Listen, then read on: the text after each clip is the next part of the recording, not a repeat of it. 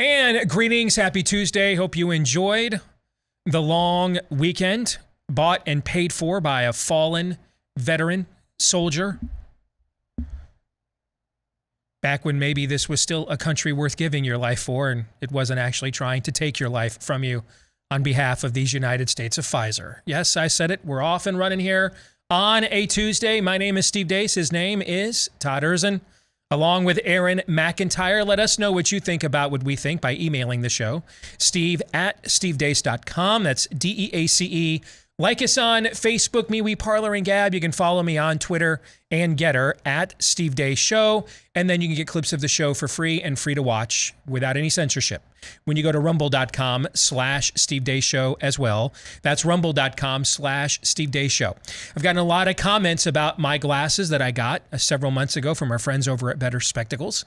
And so now decided to do new eyewear for my wife as well. And she was raving about her new glasses this weekend, how much better she can see with her new lens from and her Rodenstock frames from Better Spectacles. If you want to take advantage of what they do at Better Spectacles as well, they can help you online without leaving your house. It's not an online company, by the way. They just make this available to you with a tele-optical appointment with some of the best trained opticians in the country, and they're offering you an introductory price with a 61% discount to get started right now, along with those beautiful Rodenstock handcrafted frames. Those get thrown in for free. That's especially helpful if you've got one of those problematic prescriptions like I do. Take advantage of this right now when you go to betterspectacles.com/Steve. Again, that's betterspectacles.com/Steve. Coming up at the bottom of this hour, the return of an old friend. Independent journalist Alex Berenson will be joining us to take a look at some, well, interesting, but if you have been a long-term follower of this show, not all that surprising data when it comes to COVID, the jab, and the state of New York. We'll get into that and more with Alex here at the bottom of the hour. Next hour, we will play our weekly game of fake news or not. I've got a series of clips. We're going to do it old school, the way we used to do it on this show. I've got a series of clips from various news outlets and newsmakers, and then Todd and Aaron will decide, are these clips fake news or not? And then we're going to bring my oldest daughter, Anastasia, to join us for Pop Culture Tuesday because we're launching a couple of new things here on the show that she is going to be in charge of. So we will talk to her and also get her take because she got a chance to watch with us last night an advanced screening of Matt Walsh's forthcoming documentary released tomorrow over at the Daily Wire, What is a Woman? And it is an absolute masterpiece. And she has some interesting things to say about it as well. So we'll get into all that and more coming up here today. But before we do, as always, we begin with Aaron's rundown of what happened while we were away. What happened while we were away, brought to you by Systemic Cowardice. In Uvalde, Texas, the more details that come out regarding the police response to last week's mass school shooting at Robb Elementary, the worse the story gets. It's now confirmed that the shooter arrived at the school and entered through an unlocked back door shortly after crashing his pickup. Police didn't even gather inside the school until at least 20 minutes later. The on-site commander decided the unfolding situation inside the building was one of a barricaded suspect and not an active shooter, and thus it wasn't until nearly an hour and 20 minutes after the shooter entered the school that he was shot and killed. That is now the definitive timeline as outlined at a press conference on Friday. All the while, children were inside, trapped, being shot by the gunman. Further, it was also revealed that the Border Patrol officer responsible for killing the gunman became frustrated with local police and acted by himself. We are also learning more about the gunman, who, as we knew, was a loner. It's also been revealed he made online threats to rape, kidnap, and kill teen girls. Those threats were ignored. Pictures also surfaced of the shooter in the past going around town with a bag of dead cats. That behavior was also ignored. At an NRA event in Texas, Donald Trump spoke about the tragedy in Uvalde. The monster who committed this crime is pure evil, pure cruelty, pure hatred, absolute pure hatred. And while those he slaughtered are now with God in heaven, he will be eternally damned to burn in the fires of hell. The fact is, there will always be sick and demonic souls who wish to harm the innocent and see malice triumph over good. Going to have that. But the existence of evil in our world is not a reason to disarm law-abiding citizens who know how to use their weapon and can protect a lot of people. The existence of evil is one of the very best reasons to arm law-abiding citizens. In Canada, Boy King Justin Trudeau made this announcement. We're introducing legislation to implement a national freeze on handgun ownership.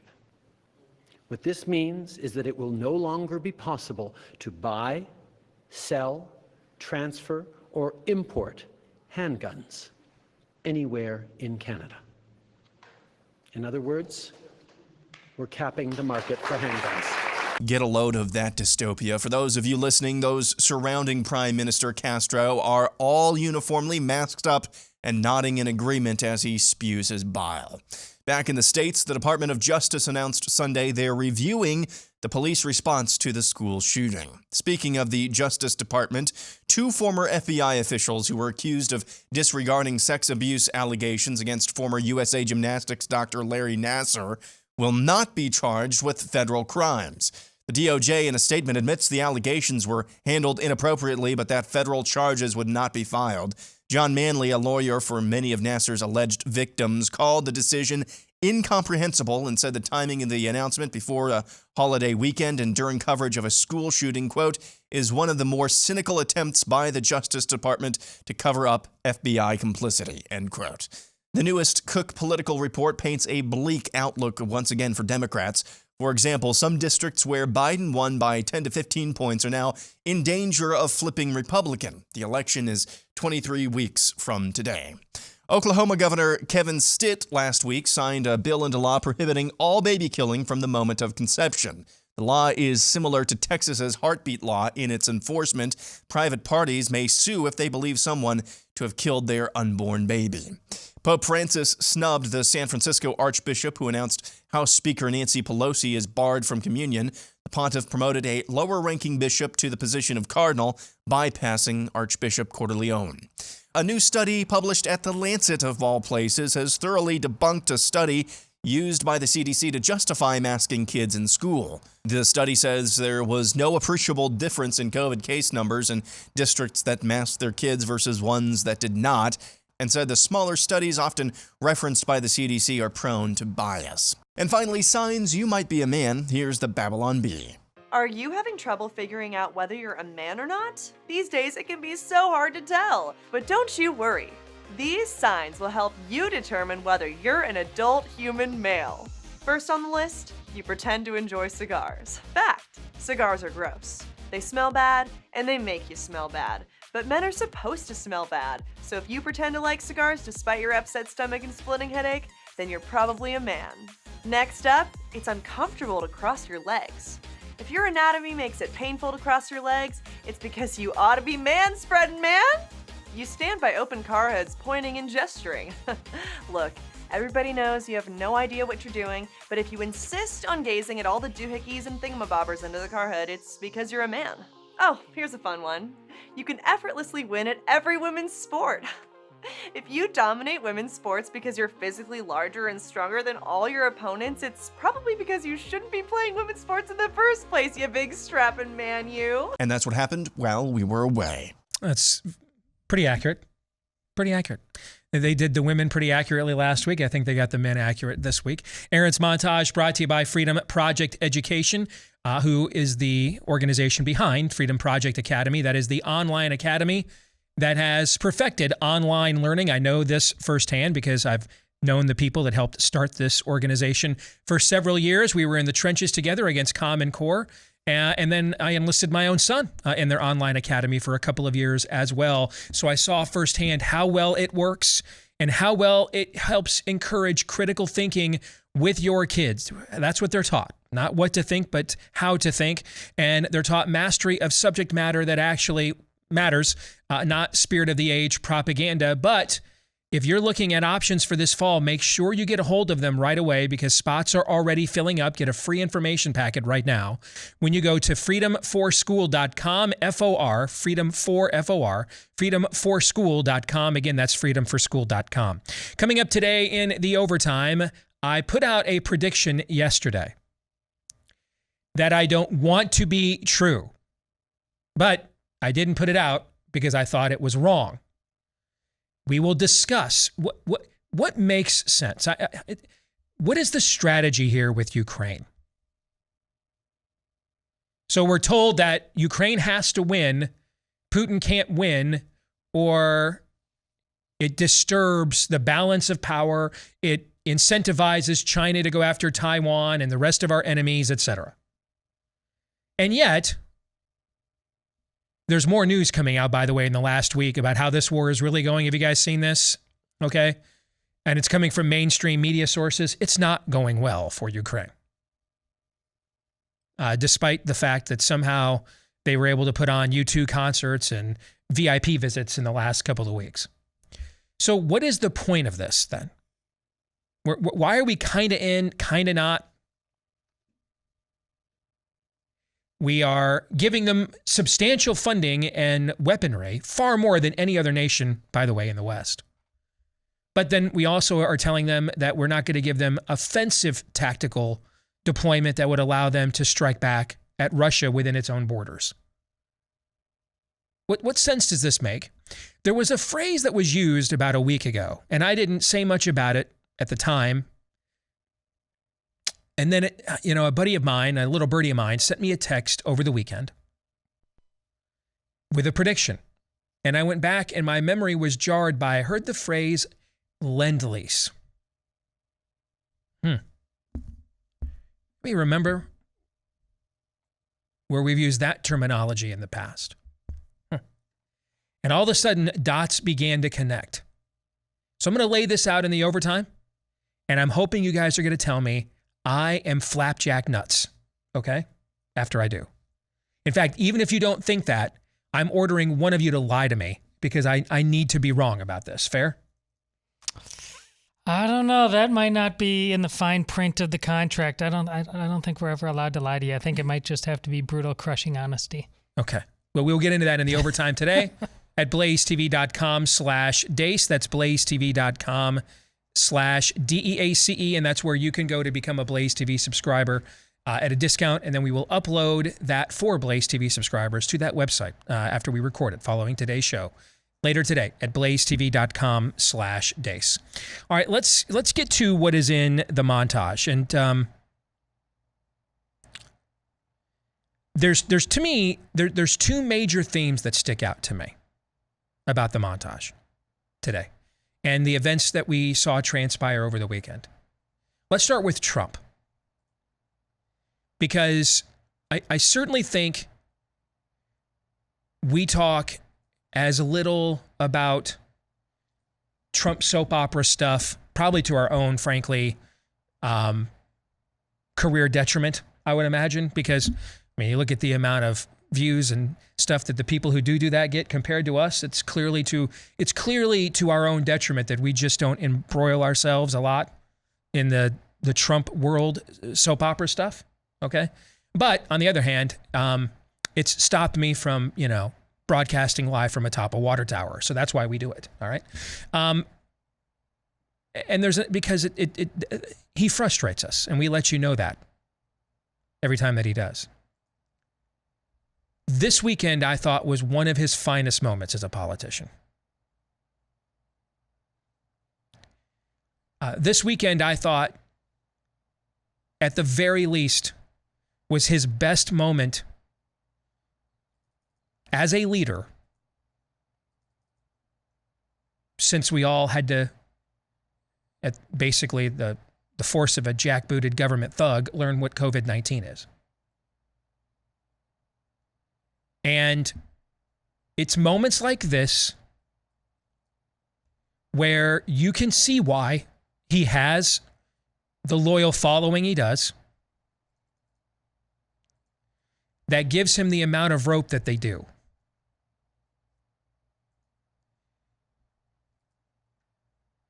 Because, you couldn't even get the governor of Texas to show up at the NRA convention. Texas, man. Texas. Dude, Lee Greenwood. Lee freaking Greenwood whose entire career is essentially performing one song at sporting events and GOP conventions our entire lives. Lee Greenwood tapped out. Okay?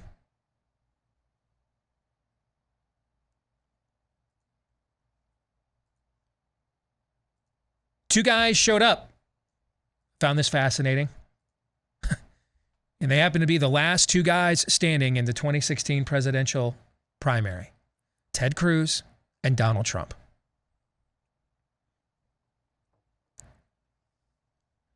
And I was particularly struck by what Trump said and used the occasion to say.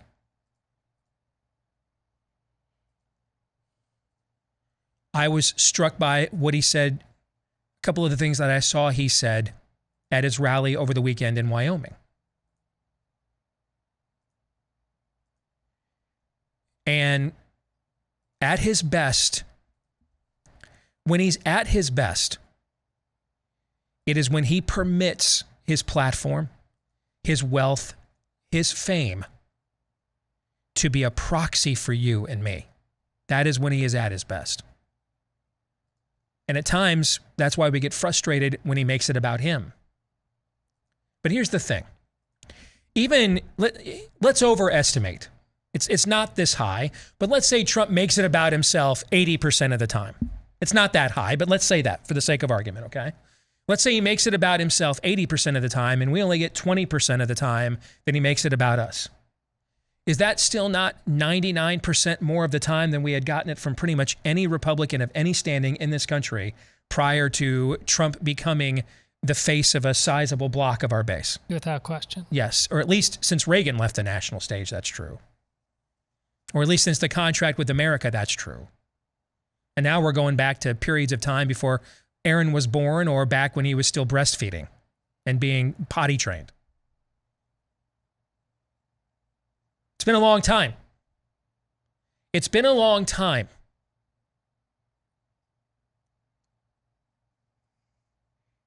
And it reminds me of one of the Evergreen episodes we did last year when Aaron took his paternity leave. And we did it on Angelo Codevilla, the late, great Angelo Codevilla's piece about Trump. Might have been the last piece he wrote about Trump before he died. I think it was called What is Trump to Us? And essentially Codevilla, who for my money, Angelo Codevilla was the absolute smartest social political commentator in my lifetime.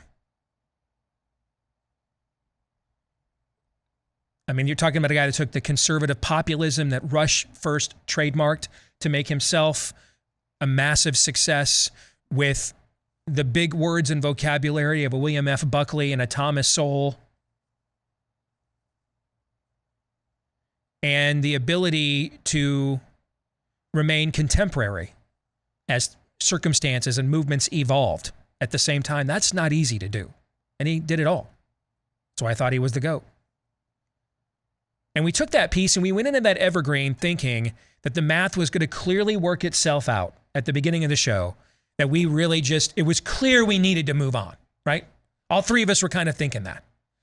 We got to the end though, and we all three were surprised within ourselves that it wasn't quite as clear as we suspected, because outside of a name or two, it wasn't really quite as clear who was willing to speak for our people the way Trump does at least some of the time, right? Mm-hmm. Who would be their voice? Who would be their champion? And I thought this weekend was a big picture reminder of what he represents when he's at his best is really the closest thing we probably can come to, given where we are at on the brink here historically and where we're at on the timeline. Probably the closest thing we can come to any kind of a third party alternative to the unibrow, as our friend Shannon describes it. He's probably the closest we have time to come to. And when he's at his best, he speaks to that. He represents that. And he was this weekend, powerfully. Just even showing up, I thought was powerful enough. But then to use the occasion to say what he said, to go there, Didn't have to do that. Could have just done a boilerplate thing on guns and the Second Amendment, say I'm here, I'm Donald Trump, take some shots and walk away. He didn't have to do that. He went next level on that.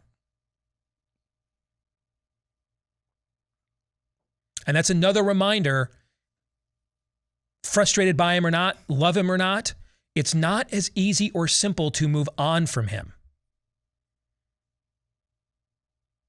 as maybe we think it is at times. And that doesn't preclude the fact that his presidency ended on March 16th of 2020. It never recovered. Decisions he made, personnel that he empowered, all that is still true. But it's also true, how many people right now look how few Republicans are even willing to do what Ron DeSantis' Department of Health has done, which is to stop recommending that they jab any more children. They've at least done that in Florida. I mean, we've touted how great our governor's been and how great our state has been. They haven't done that here to the best of my knowledge, have they? I don't think so. I don't think they have. How many Republican senators not named Ron Johnson have spoken to this? I mean, Rand Paul has gone there from a natural immunity standpoint. But, I mean, can you recall him actually going after the amount of, the increasing amount of jab injured the way Johnson has? And even if he has, okay, there's two.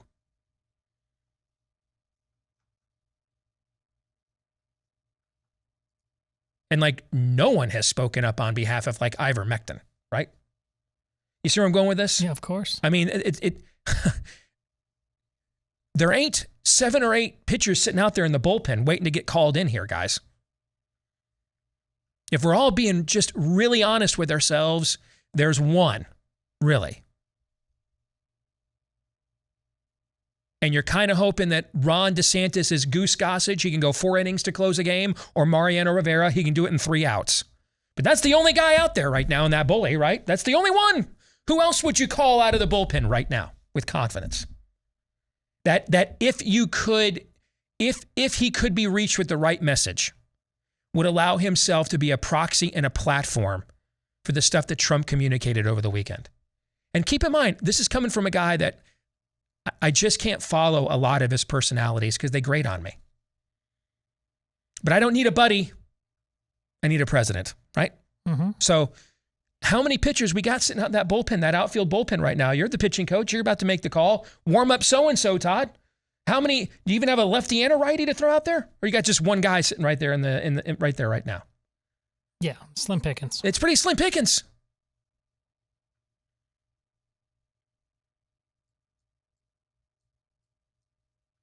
So while you've got John Cornyn right now negotiating, and Mitch McConnell out there touting how he ran over the base to support Ukraine, and I can't get my old boss, Ted Cruz, to respond to me on why the hell he voted for that last week. I can see it, man. I can see it. Especially when he allows himself to be a platform to channel the things that he said over this past weekend and at the moments that he said them. Plus, I thought the amalgamation of Liz Cheney with George Bush photo, I loved it. I loved that too. I thought that was very snotty and I appreciated it. Which brings us to the next big picture thing I want to bring up. The spirit of the age is not going to stop.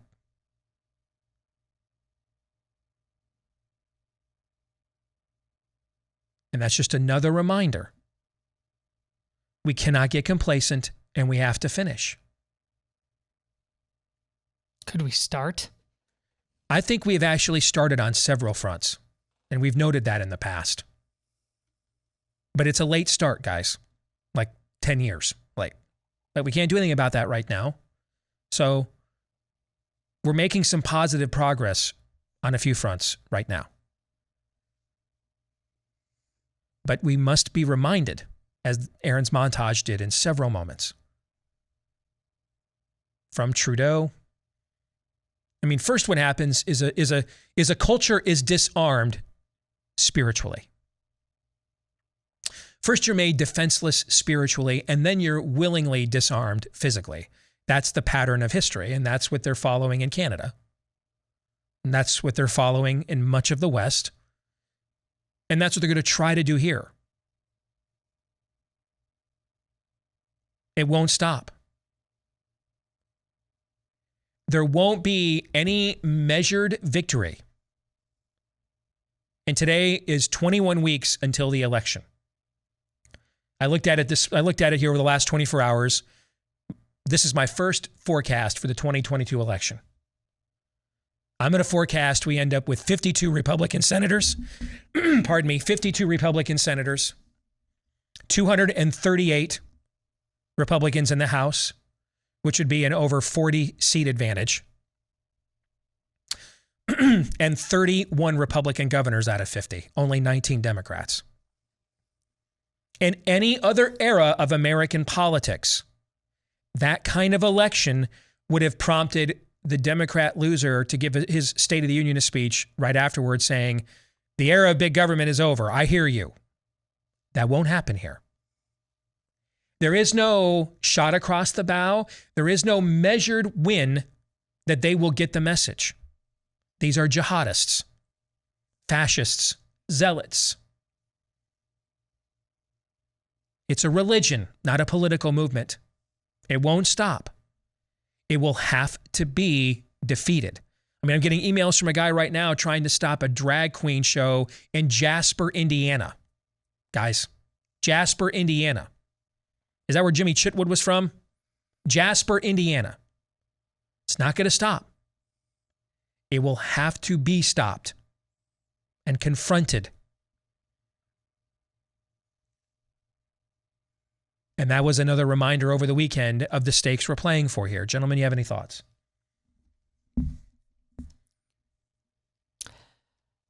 Well, my sense of could things start, Steve is of course not wrong, but there's still in our efforts to get moving on these things a sense that what Steve then later said is not true, that common sense will somehow kick in, that the crazy will just kind of poof, be gone. Well, I'll wake up. That's not how this is going to go. And I fear our weekends. I fear what we do with our normal lives. We simply have too much going on right now in our luxuries. I can't stop beating this horse, but I don't know what else to do. In so many ways, there just should be a moratorium on just about everything until we clean house. It's that bad. The evil promises. It promises to take all that you have. And it's doing it with a smile on your face. And having seen, again, Steve alluded to it, Matt Walsh's thing is a masterpiece. But the conviction, it's dumb and it's chaotic, but the conviction is not. It's very sobering, and it's on parade in this movie. Yes. Yeah. Along the lines of what you were just saying, Todd, about the sense that the crazy will just cease, things will go back to normal, we'll all find our better angels. Some variation, dark variation of that line of thinking, the lying to ourselves, that was on display in the hallroom, or in the hallways of Robb Elementary with those officers who would not apparently go in. Yet we do that every single day, just different contexts. Alex Berenson will join us next.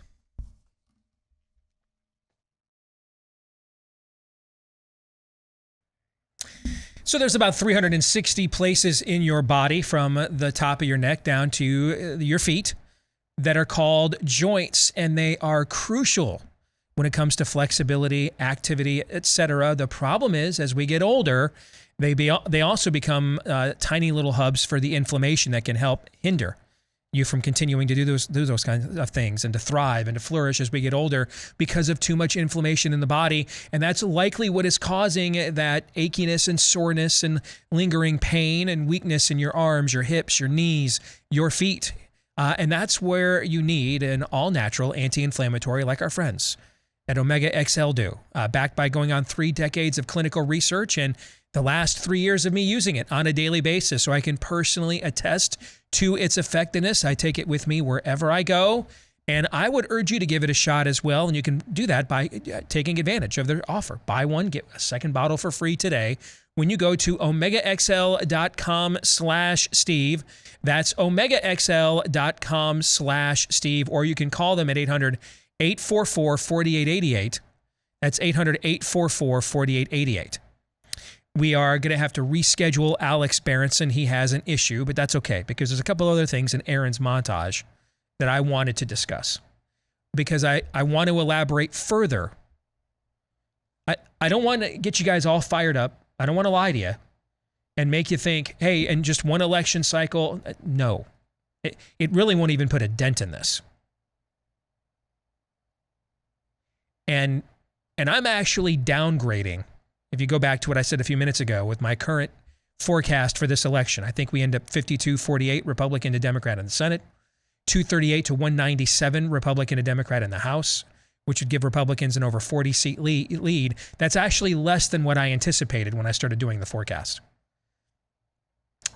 But I had forgotten that Republicans are much closer to the majority now than they were in 1994. So there's not quite as many swing seats, even though the environment is very similar to that. There aren't as many unclaimed swing seats for Republicans as there were in that cycle. So it could be a 1994 kind of wave year, and Republicans fall short of those 53 seats that they got in 1994 because they hadn't made the kinds of gains in the prior cycle that they just did in 2020. And then I think we have 31 Republicans to 19 Democrats amongst governors in the country. And I want you guys to be made aware of, and this is going to come up today in the overtime when it comes to Ukraine and the foreign policy and my prediction. What we're up against won't be dissuaded or dented by this at all. At all. Not at all. Won't care. I mean, we're halfway through this year. Tomorrow's June 1. There will be and has been ample opportunity for the people in the groups currently in power to make decisions to take at least a little bit of their foot off the gas, pun intended, in order to mitigate some of this blowback and completely recreate an entirely new narrative with all of the various propaganda entities they have at their disposal, right? They have had going on 6 months to do this. They're not doing this. It's not happening. And they're not shocked, dismayed, blindsided. They know all these numbers. They don't care. They're on a mission from God, theirs. They don't care. And so this is going to take a level of perseverance that we've not shown in the past. Frankly, we have. Now, the good news is it's going to be easier to acquire it this time because they're going to do everything they can to end every facet of our way of life, if they can. I mean, just this morning, whatever is a Leah Thomas was on Good Morning America for a softball ESPN interview, prepping him to, represent the women in the Olympic team. That's what it is. That's what it is.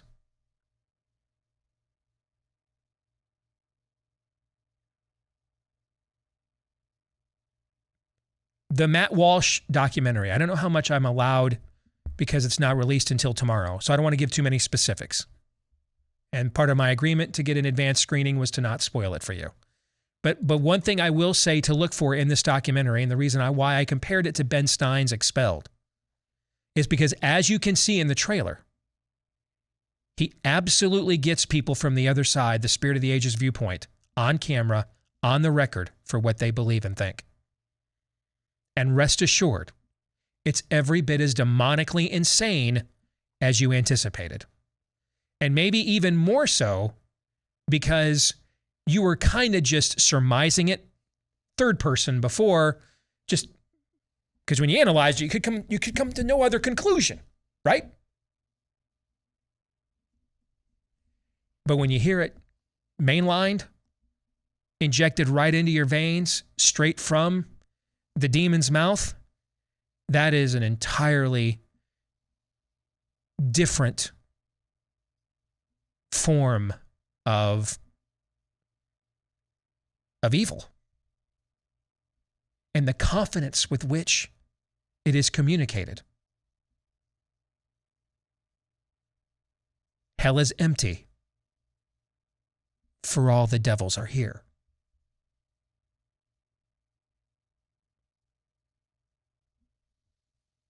And then you look at the institutions we don't have. Todd, I've said this before. Pope Francis is literally the incarnate of the cheesy papal caricature from the Left Behind books. He's literally the incarnate version come to life. And here's a question that we ask a lot on our show, and I think we need to ask this a lot, because this question that I'm about to ask you, Todd, gets to whether we're dealing with wolves or sheep. Sheep don't know, but could be taught. Wolves don't want to know. They're here for the sheep. So then, Todd, with that in mind, what is the benign and innocent explanation for why Pope Francis would bypass this bishop in San Francisco who made world headlines by issuing an edict denying Nancy Pelosi after numerous warnings for 20 years, denying her communion, which is almost a form of a step towards excommunication within the Catholic Church, according to your theology, right? Mm-hmm. Or your ecclesiology, I should say. Okay. And so in response to this, shortly thereafter, literally just days after, the Pope's response was to bypass this individual for somebody lower on the totem pole to join the College of Cardinals. What's the benign, innocent explanation for that? Well, in theory, there actually is one. In theory, the way the church goes, it didn't just have this decision made yesterday. The church would almost certainly have and lower and higher. Listen, there's always something kind of political going on in the church, no matter what age we're in. But this would have been decided before the Archbishop of San Francisco did what he did. Mm-hmm. So it is very possible that that was going to happen anyways. But here is where the leapfrog should have happened. When the Archbishop did do this in a healthy church, no matter what decision had been made months ago on this, the Pope goes, that's my guy. There's my guy. Yeah. And that's what didn't happen. So the best explanation we have is that the head of the largest Christian church in the world is just blinded by bureaucratic rigor mortis to the point of tone deafness. Yep. That's the benign, innocent explanation. Yep. The benign, innocent explanation is he's not your guy. He's just doesn't know what time it is not equipped in any way, shape, or form for the spirit of the age that we are up against. He's a relic. Pardon the pun. That's the benign, innocent explanation.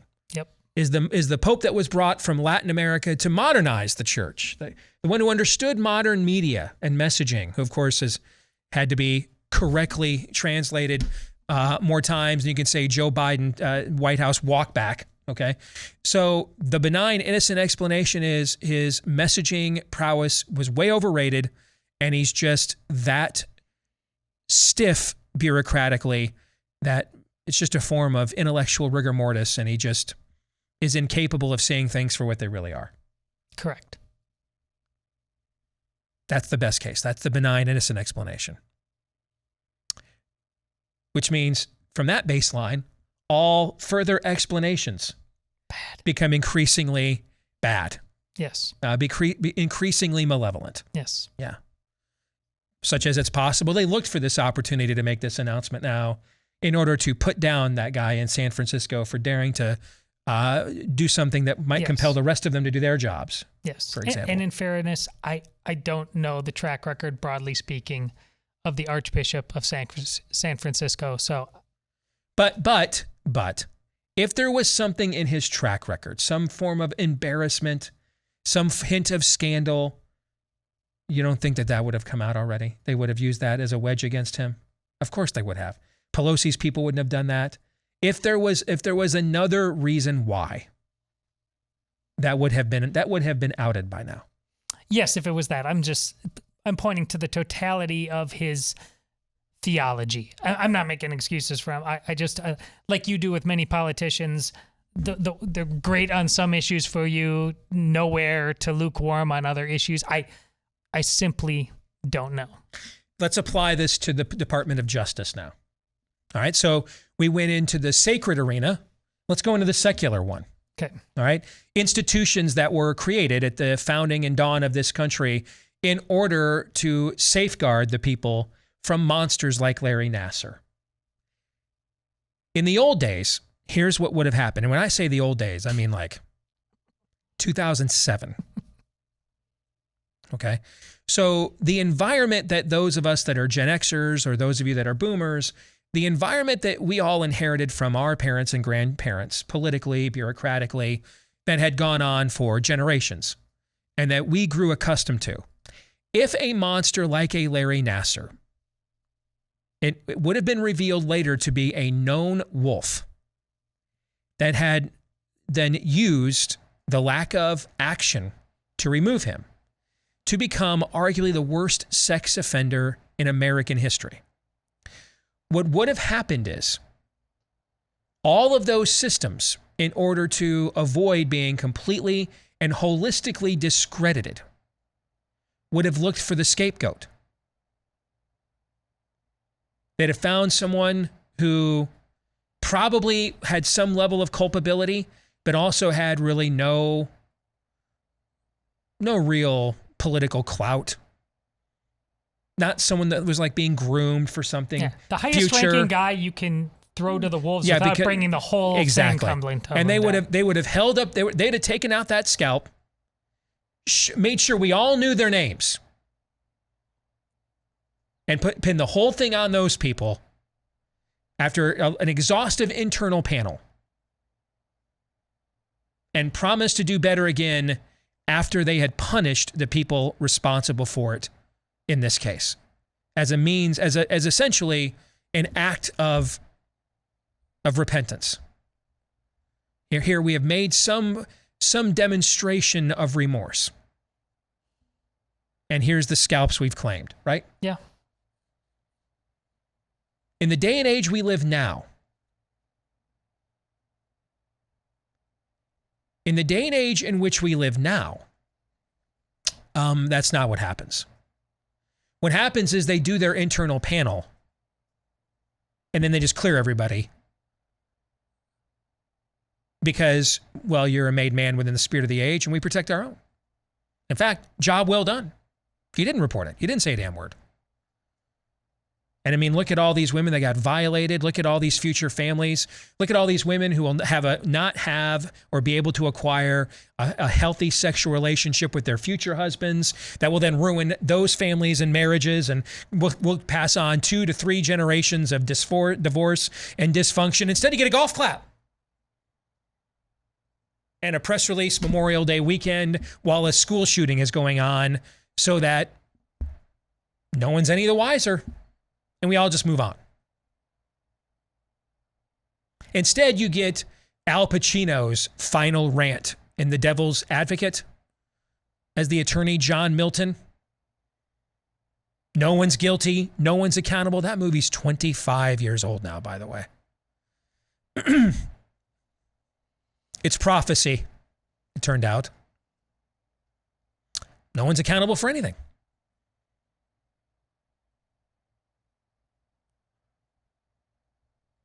We don't need any scapegoats. Your daughters were the scapegoats. And it worked. And hell belly laughs. Your daughters will be the scapegoats here again when Leah Thomas takes some of their places on the U.S. Olympic team, mark my words. Your daughters will be the scapegoats when they're raped and assaulted, or they walk out of the stall and are, some creeper's manhood is dangling in their face. It'll work. Mission accomplished. Great job, guys. Protect our own. That's what happens now. What's the benign, innocent explanation for not even producing a scapegoat? That we might even find out like 20 years later was falsely accused, that it went much higher up, because that often happens, right? What's the benign, innocent explanation, Todd, for the fact they won't even do that now? Hell is on earth. Hell is empty, for all the devils are here. There isn't one. And we need to expose that by asking that question whenever we can. What is the benign, innocent explanation for why the police stood outside for 75 minutes in Uvalde, Texas last week? What's the benign, innocent explanation for that? Like the Pope, the best we can say is some form of policy rigor mortis. I mean, it's not as if, our culture doesn't have a lot of practice with school shootings. I can see why they were just totally blindsided as law enforcement. Get to find out. There's not a lot of benign and innocent explanations. There's not. Hour 2 is next.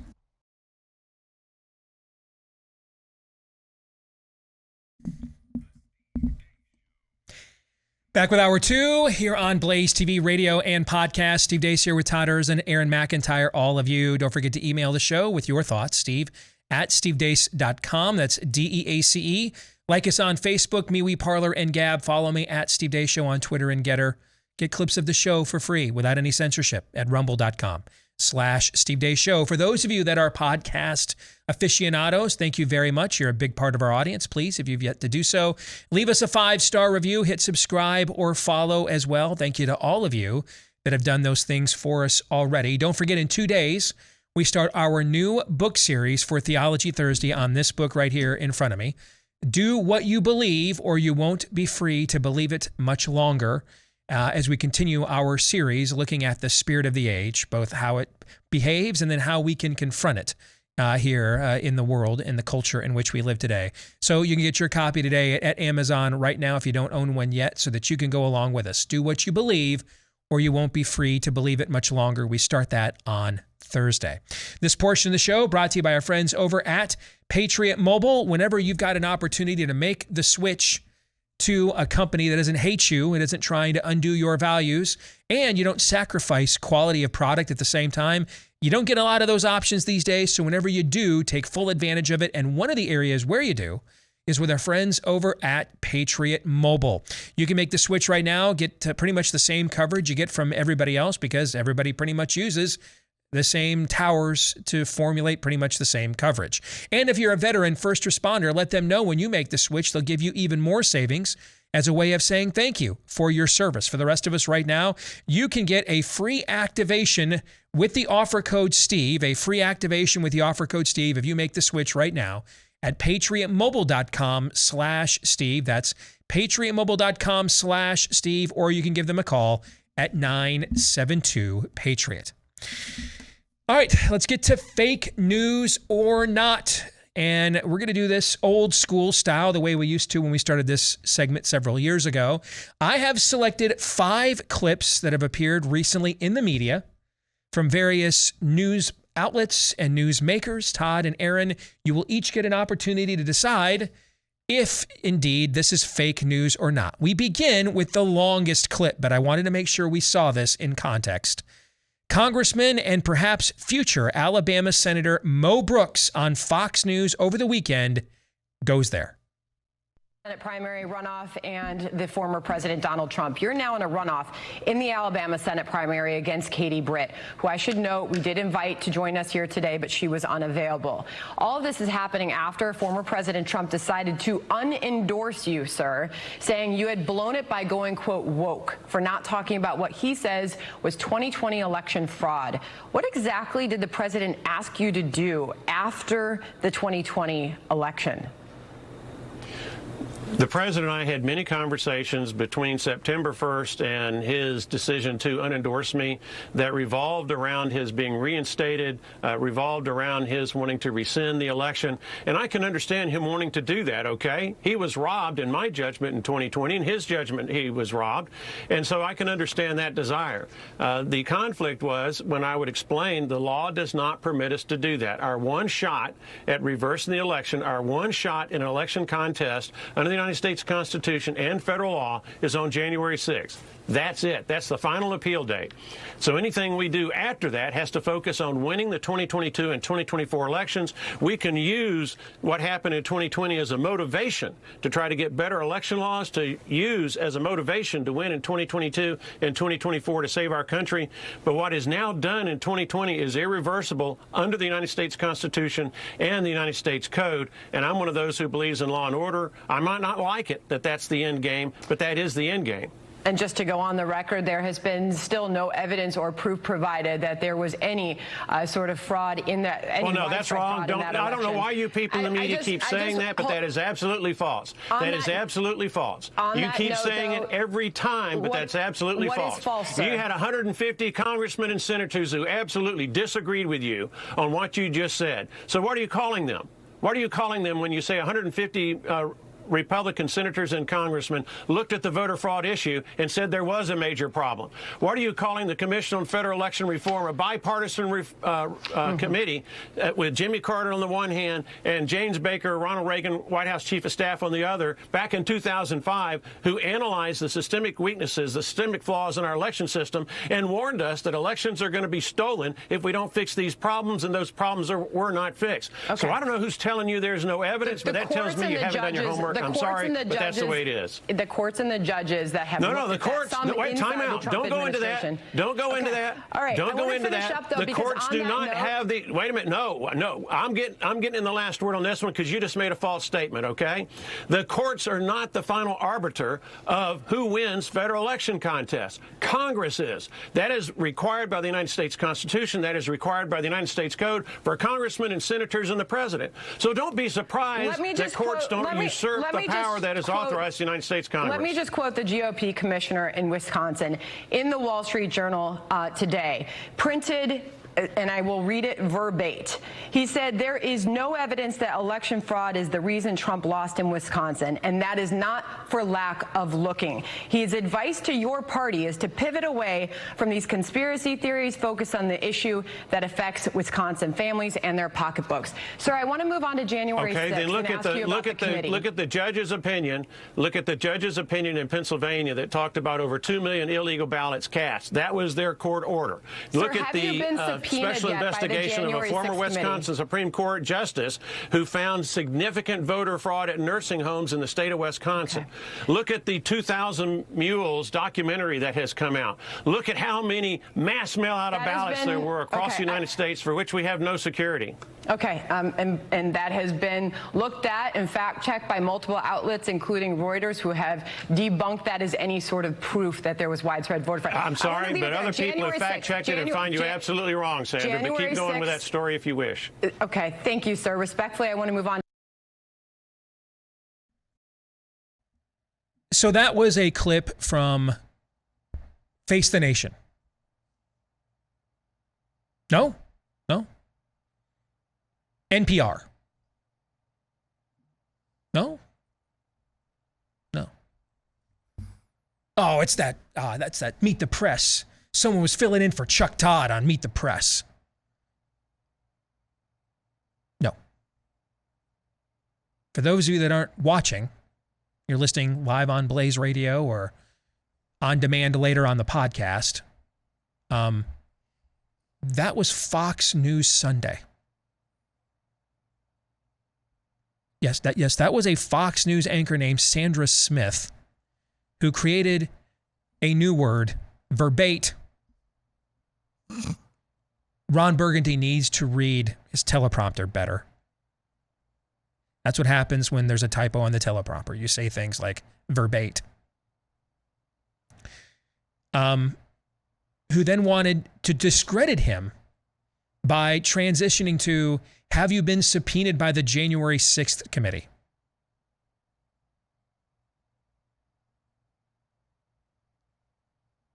There's your Overton window on the right, folks. There's your Overton window on the right. Fox News. That is the outlet most of my peers try to orchestrate and plan out their entire careers to get on and get access to. There it is. So, gentlemen, fake news or not? I've never had such an 180 because I was ready to go fake news because I don't know much about Mr. Brooks, but I thought he was just setting it up to basically talk about, the Constitution and what it allows and all of these vague languages that are no different than Nancy Pelosi might use. And I thought he was just going to skip right by that any number of legal attacks that we were begging for. We just got done talking about them with 2,000 Mules. I just thought he was going to pretend none of that didn't happen. And then when she gets snotty, I did not. Would you have seen that coming from this guy? I don't know. You know more about it? Yeah. You would have. Yeah. Good. I just thought everybody's going to do why pick this fight? It's too toxic. I mean, so amen. Bravo. I had no idea I was going to see what I just saw. Yeah, I think it's not fake news. What hit me, though, is what I realized at the end of that. He's on there. The question was brought up because Trump unendorsed him for not being strong enough, apparently, according to Trump, on allegations of voter and election fraud. And yet he goes to the mattresses on Fox News, of all places. That's pretty incredible. Not sure what that says about Trump necessarily, but that's not the point here. I snorted. I snorted when she first said, I don't even know who that woman is. I snorted when she first said, we should be clear here. There have been blah, blah, blah, blah, blah. Reuters fact checks. I was like, oh my goodness, where is this going? Because actually I had not watched this. I got to congratulate Fox's boomer audience. You guys did a great job. You turned the number one, without question, conservative media platform into one that cites affirmatively Reuters fact checks. I mean, mad props, guys. That's well done. That's our Overton window. Reuters fact checks, Aaron. Yeah. I snort because I had no idea that he was actually going to come up with that or come back with that. It is incredible, though. It is incredible. They really, they meaning the system. This is maybe even more than ivermectin, more than vaccine injuries, more than any number of things that we're told we're not allowed to talk about or have been told we're not allowed to talk about as it pertains to COVID or any number of things. This one, though, is the biggest one you cannot say a single syllable about without having a Reuters fact check. We haven't found any. Why do you think that is? Why do you think that is? That in and of itself, at least in our minds, not maybe in practicality, that in and of itself, amongst us, that's maybe the first piece of prima facie evidence that this thing was rigged and probably stolen. Whatever you're told you cannot talk about is usually the thing that you should be talking about. Yep. You were right to link it to ivermectin and the jabs and everything else because it's the same MO. It's the same game plan. And by the way, thoughts and prayers to Mo and his booker, who won't be getting on Fox News probably ever again for dropping 2,000 Mules. But at least, brother, you made that count. They clearly thought Mo was going to come on there Trash Trump. And trash Trump. Yep. Okay. And Mo's position was, I took the law as far as I could. He wanted me to go places that I thought violated the law, but that doesn't mean that I believe that this thing was on the up and up. I don't like when anybody violates the law, and so he starts hitting them now from the right. And what is the one thing I've told you guys since you started working here? You are never permitted to do on any of these platforms. Right. You can't ever come at them from the right. They control that Overton window. They tell you what the right is, Todd. I think I need to amend my answer. I started being fake news. His stubbornness turned me into true news, but because he was so stubborn and brilliant in it, I forgot that this started off with the whole Trump endorsement thing. Mm-hmm. Ultimately, especially in light of where you started this show today, talking about why this Trump decision is, this is what Trump, he's the fake news. Yeah. Trump is the fake news on this front. This is all the good people. Look at Fauci's still there, but you're throwing this under the bus? This is the great frustration. Yes. All right, before we move on, remember that if you are looking for an opportunity to help build the alternative economy, there's a new app out right now that can help you do that. It's called Public Square. You're going to find it in the stores under Public SQ. Public SQ for Public Square. You can get it right now. Download the app today, both for your smartphone, your Android, and for your iPhone as well. It's an opportunity to, wherever you want to go in the country, they're trying to help build word of mouth on companies, particularly of the local variety, that support American values, American traditions, and are not trying to undo your way of life. So if you want to get more information about who some of these businesses might be where you live, or you want to get your business listed on this app, right now, you can do that for free too. Download the app today, Public SQ. That's Public SQ. You're going to find it in your app store today. Public SQ for Public Square. Public SQ. All right, let's get to clip 2 here. Is this a proper read of the state of things? While we focus on the war overseas, we're remembering those who paid the ultimate sacrifice here at home. On this Memorial Day, the editorial board of the Tulsa World writes this: honor our war dead and remember our veterans and active duty personnel. For the first time in more than 2 decades, the nation will observe Memorial Day when the United States is not at war. It is difficult to encapsulate all the sacrifices that have been made by members of our armed forces, but we can honor their memory. Like Barnacle, we of course want to focus on what Memorial Day is truly about. That editorial captured it well. What is this day? What does Memorial Day mean to you, particularly right now, at this moment in America, 2022? Well, one of the lines in that editorial that you just read, Jonathan, I have mixed feelings about, that America is at peace. We are not at peace. We're at war with one another. We don't know our neighbors. We've fallen victim to, thinking our telephone is going to provide us with every answer we can think. We can Google anything on our phone. Our attention span is extraordinarily limited now compared to what it was even 10 or 15 years ago, certainly not 30 or 40 years ago. We don't reflect on Memorial Day the way we used to when I was a kid, and that was a long time ago. We don't reflect on much of anything.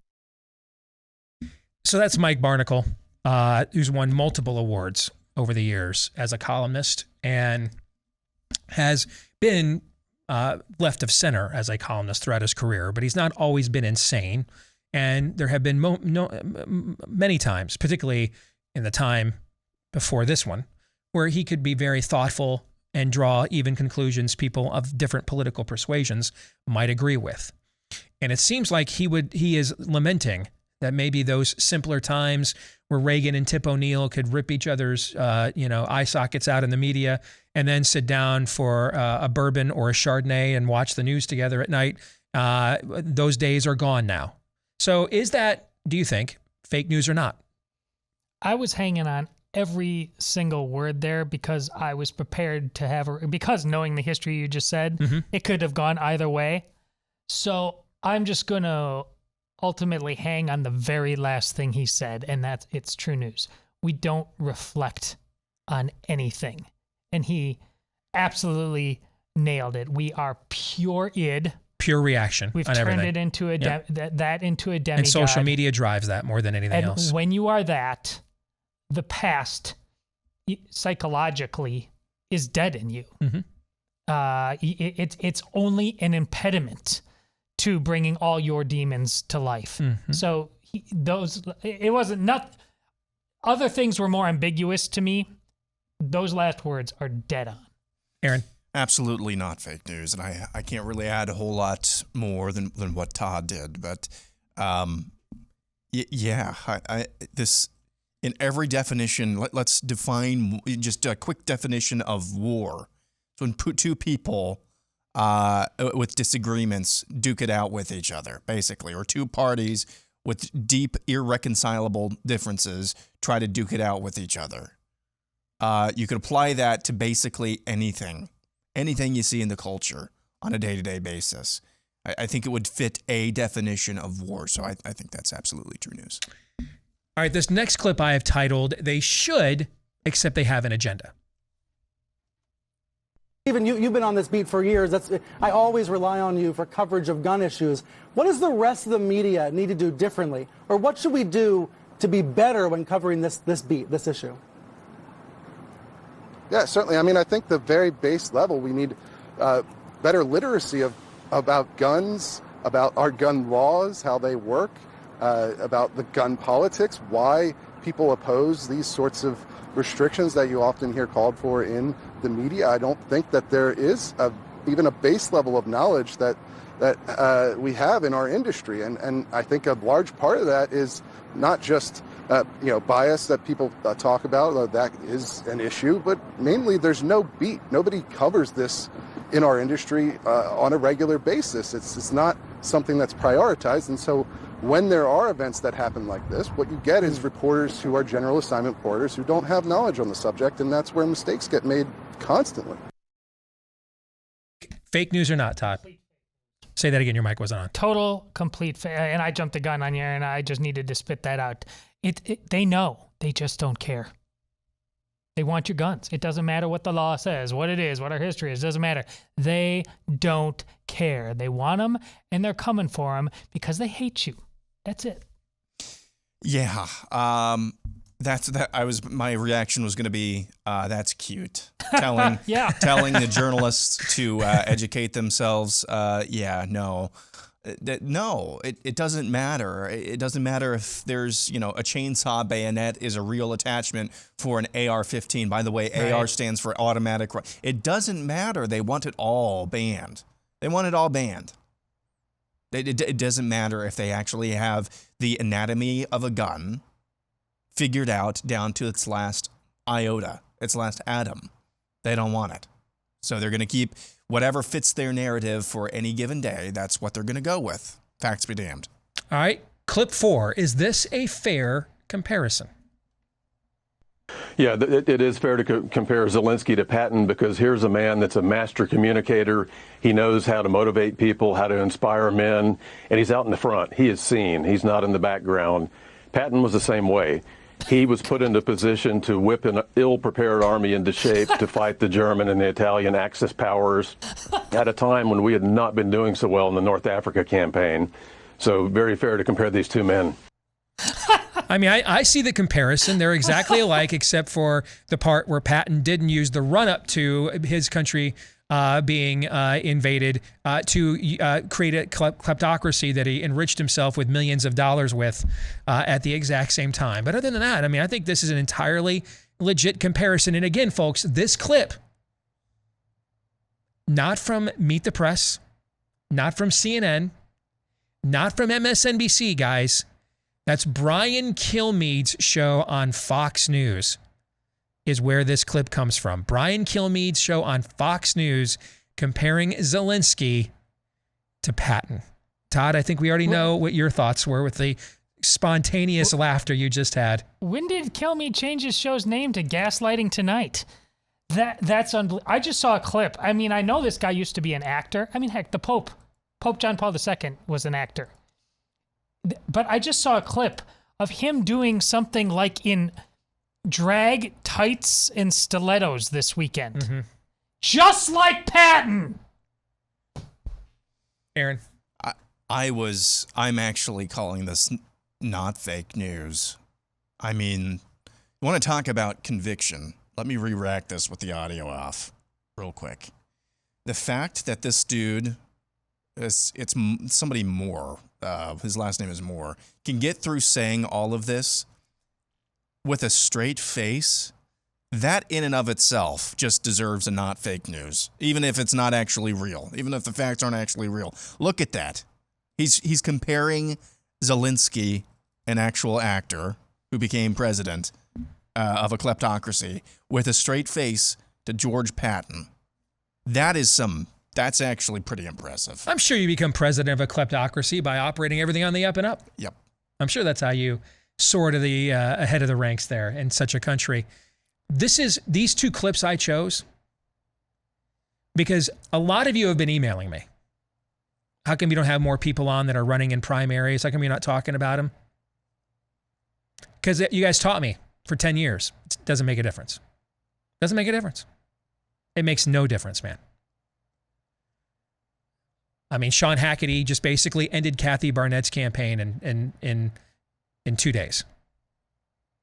So that you could get, as Daniel likes to call him, the Turkish Pasha, you can get him in the Senate instead. It doesn't make a difference. I made all kinds of enemies and accomplished nothing. I'm under no obligation to do that.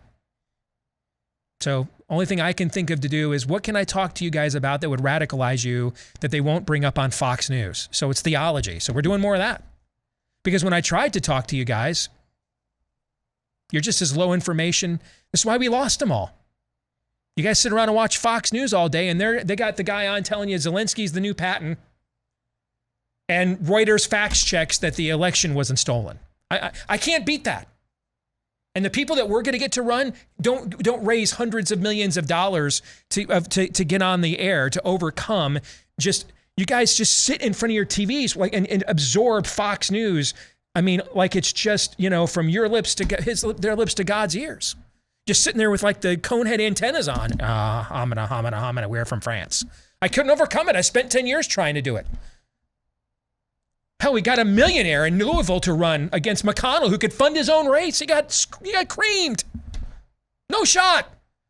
Later became governor, so clearly that wasn't a bad candidate. No shot because Fox didn't talk about it, so it didn't happen. So I'm not doing that anymore. I'm going to redeem the time. I'm not going to waste it.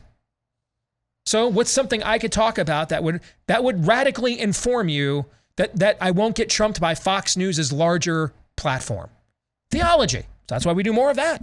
That's why we do it. Can't overcome it. You guys are just addicted to it, man. You'll just do whatever they tell you to do. So here we are. And I can see now why we get creamed in all these primaries. We just played 2 clips. I could do this with Fox News on Fake News or Not every week. Except for Tucker's monologue, I could do this with Fox News and maybe Laura Ingraham a few times a week. I could do this with that channel every week. Zelensky's Patton and Reuters fact checks assure us the election wasn't stolen. That was full Babylon Bee. Yes, it was, but it's the truth. I know. No wonder, Kate, wear your mask and it's your fault if you're not vaccinated. Ivy avoids a runoff in the Alabama gubernatorial election. I'm not surprised. That's why I stopped talking about it. I wasn't going anywhere. Wasn't accomplishing anything. I can't beat your addiction and love of Fox News. I can't do it. So I got to talk about things that they often won't. That's why I do. Let's go to one more clip. Is he right when he says this?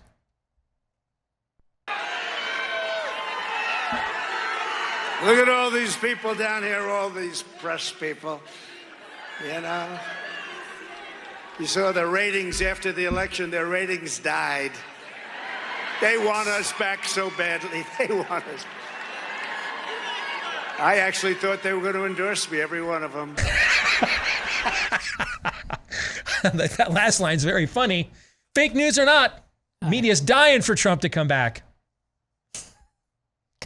We all know it's absolutely true news. We all know that's true. The problem is we need him to do it without feeding their narratives this time, okay? But we all know that it's true, right? We all know that's true. They're dying. CNN is literally slitting the throats of goats right now in a pentagram decorated facility begging for Trump to return. Okay, here's what they hate. If Trump gets back, there is a certain rising from the dead aspect to all this, which is a win over them. Will they get over it? Will they move on? Will they lie just like they did last time? So yeah, but I think they're more conflicted than that. They're going to have to swallow a lot of bile if he comes back and That's wins. a fair point. What do you think, Aaron? I think there's a difference between executives and the personalities on the air. I think the executives absolutely hate his guts and would love him to come back. I think that's the personalities on the TV screen. I don't think they actually care. I don't think they really care about anything at all, because most of them have been bought off, possessed by the spirit of the age, and they're therefore nihilists. Did Sandra over there at Fox News, what's her Reuters fact check tell her about whether she... I have not. And does the teleprompter informed her of her position on whether or not she cares that Trump has returned, or Trump will return or not? Or has she been assured by the Wall Street Journal? I mean, how many cliches can one woman check in a clip? All of them is apparently the answer. She sees you and she raises you, Steve. All of them. All of them. Every last one. All right. My daughter is going to join us for Pop Culture Tuesday here next. Stay tuned.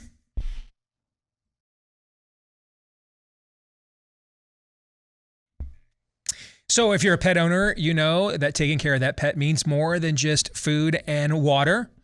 You love that thing. It's a part of your family, so its health and happiness means a lot to you. And that's where our friends over at Rough Greens, that's where they come in, because the same thing happens to the puppy food that they do to the people food these days. It has been zapped of a lot of the vitamins, minerals, and nutrients that we need whenever it leaves the factory, so it can have long shelf life for mass distribution. That's why we humans are buying so many supplements these days. Well, now the same thing they're doing to your pet, so your pet could use one too. And that's where Rough Greens comes into play. It's this supplement powder that you mix in with your pet's food, and apparently it tastes great. I mean, I've not tried it myself, but my dog Cap friggin' loves this stuff, okay?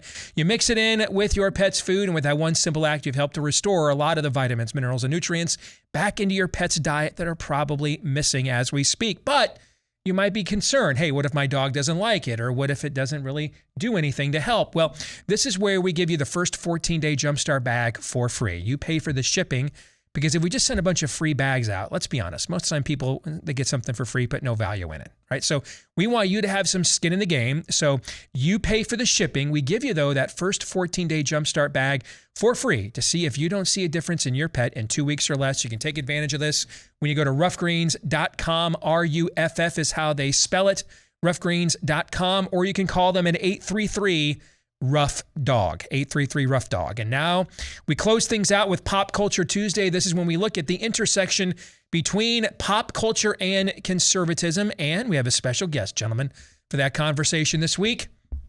My oldest daughter, Anastasia, is here. Good to see you, Princess. How are you? Good. How are you, Dad? Very good. Very good. Congratulations again on the engagement. I know that the fellas were talking to you about that during the break. Thank you. And his name is... Steven. Yeah. So it took a little bit of time to actually call him by his name. It was a little weird at first. Like I was telling Todd, it was a lot of, hey, dude, or hey, man, come over here, or how are you doing, bud? Because it was kind of creepy. Yeah, it was a little weird. So you learned his pronouns is what you did with that. It was a little weird at first. He'll tell you, too. Like, he probably thought I didn't even know his name for the first few months, honestly. Then when you guys get to know each other, hey, what's your dad's name? And you tell him my dad's name is Steven. Yeah, now he makes sure I call him Steven and not Steve on purpose. Yeah, so there's a delineation there. I totally get it. So we are launching today an expanded social media profile. All right. And we're going to two places we've not been before. And it's two platforms that, frankly, I don't have the time for, nor do I know anything about.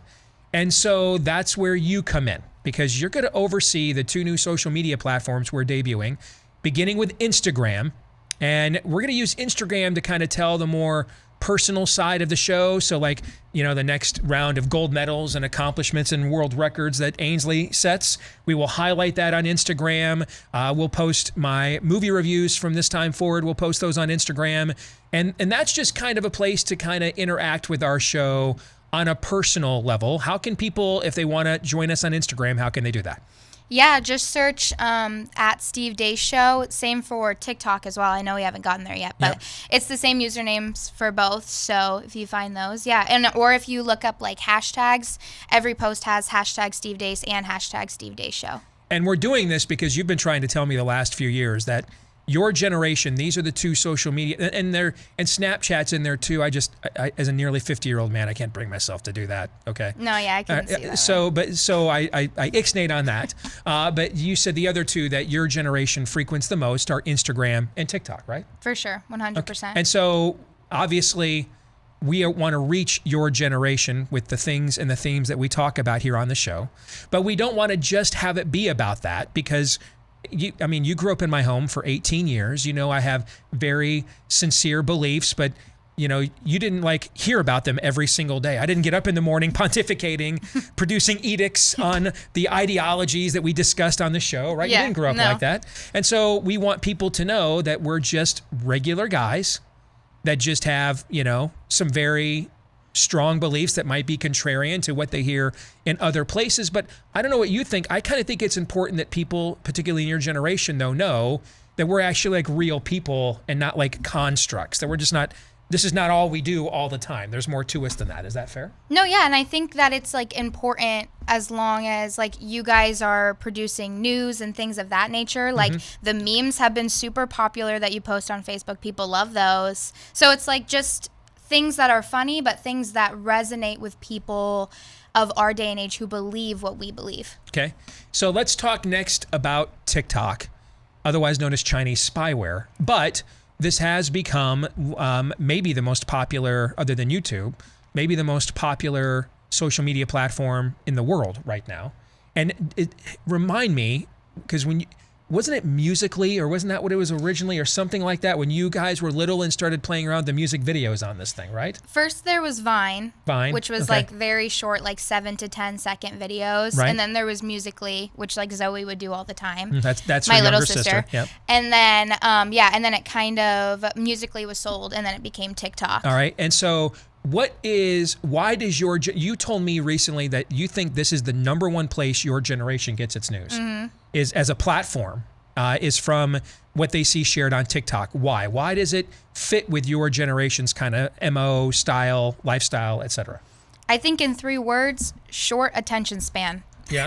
Honestly, yeah. I feel like our generation has a very short attention span for news and things of that nature. So it's a lot of the times you want to know something in about 60 seconds or less. So that's what makes And you know from growing up with me, I'm really good at making points short. No? Right. So that's another reason why you're going to handle that account and not me. Yeah. Okay? Because you can go up to 3 minutes now on TikTok. And I was like, oh, that wouldn't be good for the old man here, I don't think. No, that would be pushing it. So I asked you to put together for me an example of something that, we could do or you could do for us. And it's at Steve Deace Show on TikTok as well, right? Yeah, at Steve Deace Show on TikTok and Instagram, both. Okay. So I asked you, hey, pick any subject. I just want to see what it would look like and kind of wanted to get an idea, hey, what can you do kind of on your own? And what would a 2-minute TikTok kind of a story look like on an issue of the day? And you put that video together for our page. I want to share that, Aaron, if we can right now. If I were to tell you what's going on in your local college campus, you may not be surprised. But that's the problem. A quick Google search led me to find an organization by the name of Created Equal had recently visited Iowa State University. I had never heard of the organization myself, but after another quick Google search found everything I needed to know. Created Equal goes to either college campuses or local areas and puts up posters of aborted fetuses.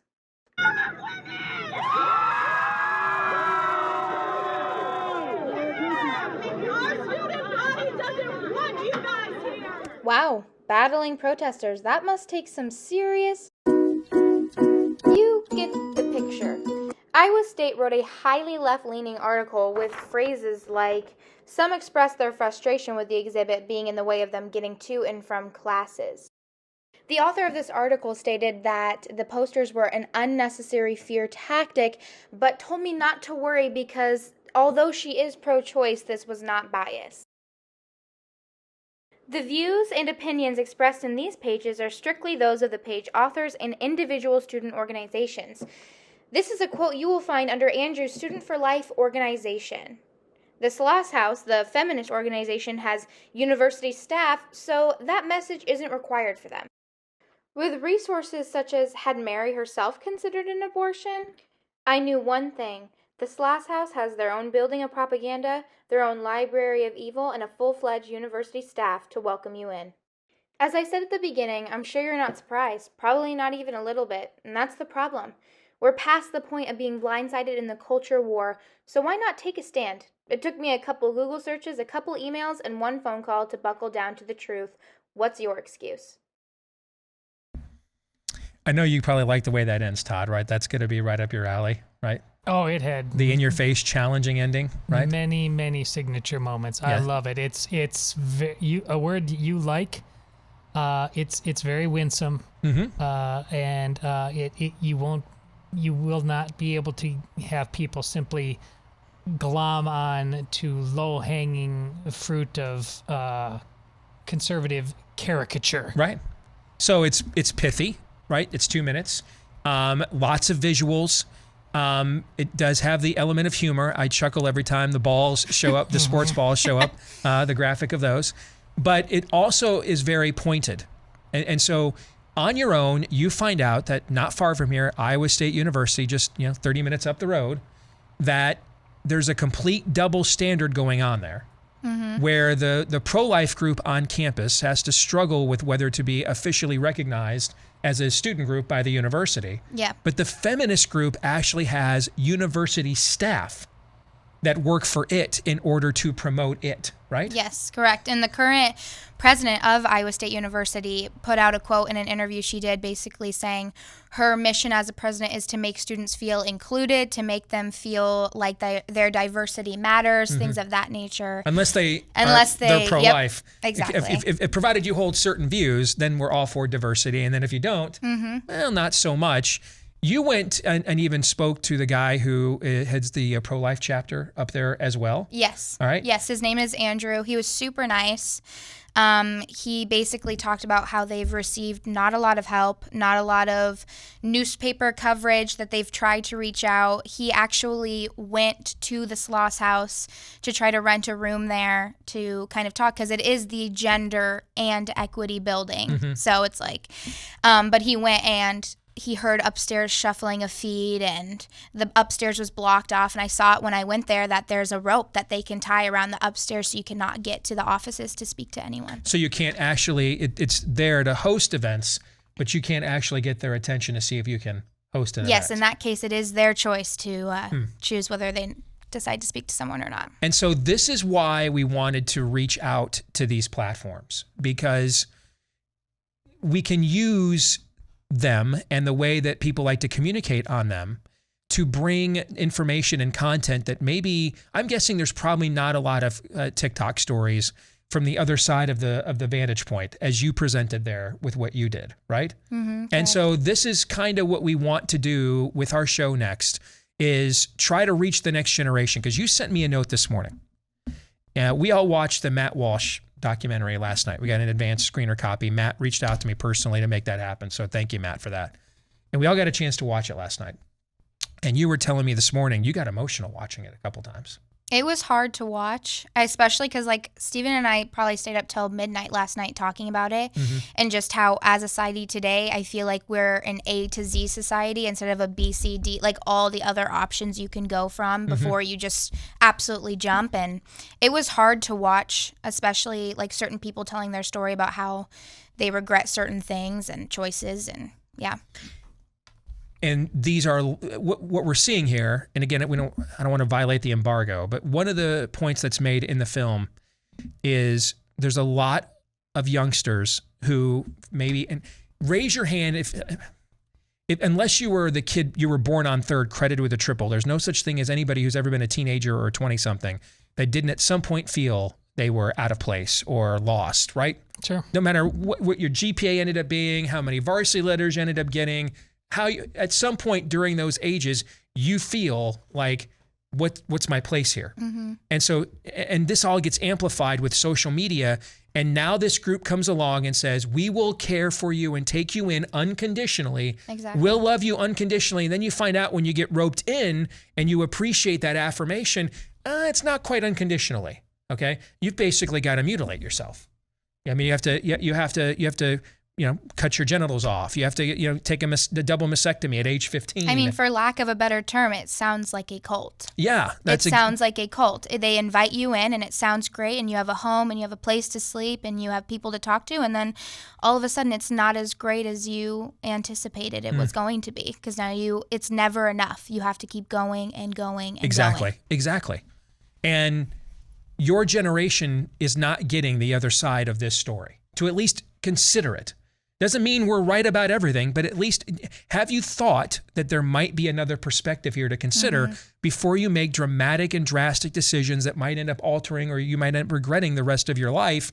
And that's why we wanted to break into these platforms. And that's why we're bringing you on board to help us do that, because we are too old now. We don't know anything about these platforms. And I'm getting so old, I don't want to know. Like, you could tell me and I don't want to know. I don't care. Fair?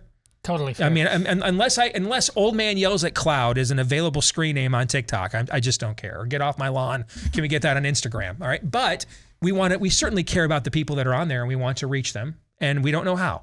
So you're going to help us do that. And so one more time, Instagram, TikTok, if people want to join us on there, we're going to be updating those things on a regular basis. You have ideas for things you want us to do videos about on those platforms, steve@stevedeace.com. You can email us over, and it's just at Steve Deace Show on both Instagram and TikTok, right? Yep, and you can look up the hashtags too, hashtag Steve Deace, hashtag Steve Deace Show, stuff like that.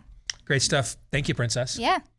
Gentlemen, before we get out of here, a final reminder about our friends at Alliance Defending Freedom. I don't ever ask you to directly donate to something that I've not directly donated to myself. And I have with Alliance Defending Freedom, because they have a phenomenal track record of defending our God-given constitutional rights all the way to the U.S. Supreme Court. They have won numerous landmark cases, and they always represent their clients pro bono. However, that means, though, they need funding from people like us. If you want to make a tax-deductible donation today, because who knows, you might be the next person in need of their pro bono services. You can make that donation today at adflegal.org/Steve. Again, that's a tax-deductible donation to an organization that fights for your constitutional rights at adflegal.org/Steve.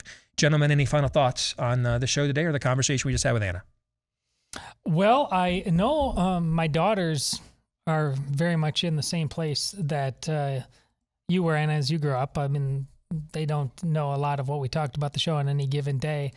But I think they're going to find this fascinating, particularly the two oldest one that's going to keep her connected as she heads off to college next year. And then my senior, she's just kind of taken the baton from Ainsley in terms of being the tip of the spear of the culture war in Carlisle. So I think this is going to really, here and I mean, it obviously can go nationally, but I really think we all have to just do our part locally to form our own armies. Yes. Yeah. And I think that's what you're doing.